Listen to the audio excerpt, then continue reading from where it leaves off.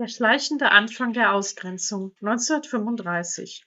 Stell dir vor, es ist 1935, du bist jung, voller Träume und Pläne für dein Leben. Doch innerhalb weniger Monate wird dir die Zukunft systematisch entrissen. Es begann schleichend, aber es war gezielt. 21. Mai. Wehrgesetz. Jüdische Soldaten werden vom Dienst ausgeschlossen. 26. Juni. Gesetz für den Reichsarbeitsdienst. Ausschluss von Jüdinnen und Juden. 6. Juli. Aufnahmestopp an den Hochschulen. Jüdische Studierende dürfen nicht mehr studieren. 22. Juli. Ausschluss von der Juristenausbildung. Jüdische Studierende dürfen keine Juristinnen mehr werden. 21. Februar 1935. Das Rechtsgefühl geht überall in Deutschland verloren, wird systematisch zerstört. Aber was hilft das alles? Jeder duckt sich und die Regierung steht fest. Zuerst wurden Jüdinnen und Juden vom aktiven Wehrdienst und Reichsarbeitsdienst ausgeschlossen. Dann folgte der Aufnahmestopp an allen Hochschulen und der Ausschluss von der Juristenausbildung. Mit jedem dieser Schritte wurde die Gesellschaft in zwei geteilt. Jüdinnen und Juden wurden von bestimmten Bereichen des Lebens ausgeschlossen.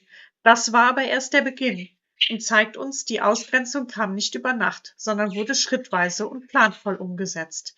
Die Verfolgung der Jüdinnen und Juden in Deutschland begann nicht mit den großen, lauten Ereignissen wie dem Novemberpogrom, sondern mit diesen scheinbar kleinen, aber umso verbrecherischeren Schritten.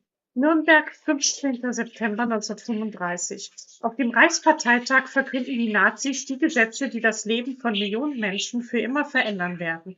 Es sind die sogenannten Nürnberger Gesetze. Das Gesetz zum Schutz des deutschen Blutes verbietet Ehen zwischen Juden und Nichtjuden und entrechtet jüdische Menschen. Warum? Die Nazis verbreiteten abscheuliche Lügen, zum Beispiel über sexuelle Übergriffe auf arische Angestellte. Sie nutzten Hetzschriften wie den Stürmer, um diese Klischees und den Hass auf Juden zu säen. Das war keine einfache Gesetzgebung, das war die legalisierte Zementierung von Hass und Propaganda. Gleichzeitig wird das Reichsbürgergesetz erlassen.